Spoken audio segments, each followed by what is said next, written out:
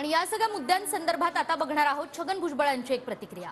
आम्ही व्हीप बदललेला नाही, त्यामुळे व्हीपचा मुद्दाच नाही असं छगन भुजबळ यांनी म्हटलेलं आहे। राष्ट्रवादी आमदार अपात्रता प्रकरणावरून छगन भुजबळ यांचं हे वक्तव्य आपण पाहतोय। अजित पवार गटाची बाजू भक्कम आहे असंही भुजबळांनी म्हटलंय। दरम्यान आमची मेरिटची बाजू आहे ती योग्य पद्धतीने मांडू असं जयंत पाटील सुद्धा म्हणताय।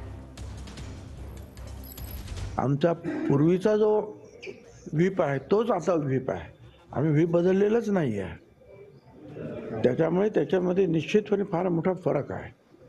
व्हीपने दिलेले जे काही आदेश आहेत ते बरोबर आहे का, दुसऱ्या व्हीपने दिलेले आदेश बरोबर आहेत का, व्हीपची नेमणूक बरोबर आहे का, ह्या सगळ्या याच्या भोवती ज्या असंख्य गोष्टी फिरत होत्या त्या आपण पाहिलं।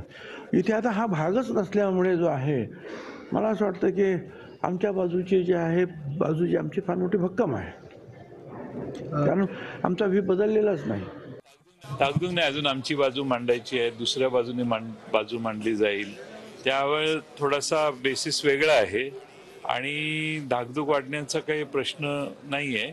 आमची मेरिटची बाजू आहे ती आम्ही अध्यक्षांच्या समोर मांडू आणि अध्यक्ष त्या बाबतीत